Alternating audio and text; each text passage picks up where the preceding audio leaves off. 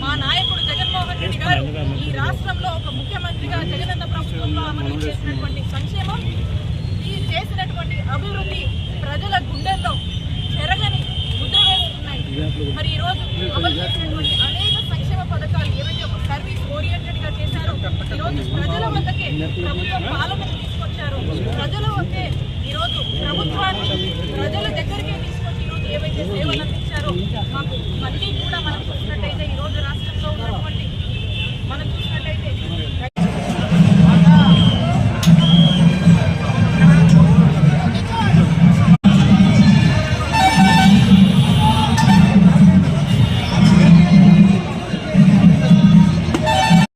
కాకుండా మరి ఎక్కడో వేరే ఇతర జిల్లా నుంచి తీసుకొచ్చారు.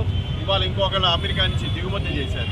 ప్రజలు ఎక్కడో కూడా విశ్వసించట్లేదు. వీళ్ళకి ప్రజలకి అందుబాటులో లేని వ్యక్తుల్ని వాళ్ళు తీసుకొచ్చి పెద్ద ఎత్తున డబ్బులు కాజేయడానికి తెలుగుదేశం పార్టీ కూరుకుందే తప్ప ప్రజల యొక్క అవసరాలు, ప్రజల యొక్క స్థానిక సమస్యలు తీర్చే ప్రక్రియలో ఎక్కడ కూడా వాళ్ళ అభ్యర్థిత్వాన్ని వాళ్ళు తీసుకురావట్లేదు.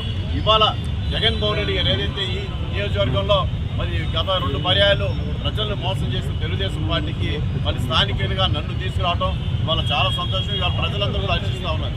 స్థానికంగా అందరితో అందుబాటులో ఉండే వ్యక్తి కాబట్టి ఇవన్నీ కూడా ప్రజలు బాగా గమనిస్తూ ఉన్నారు.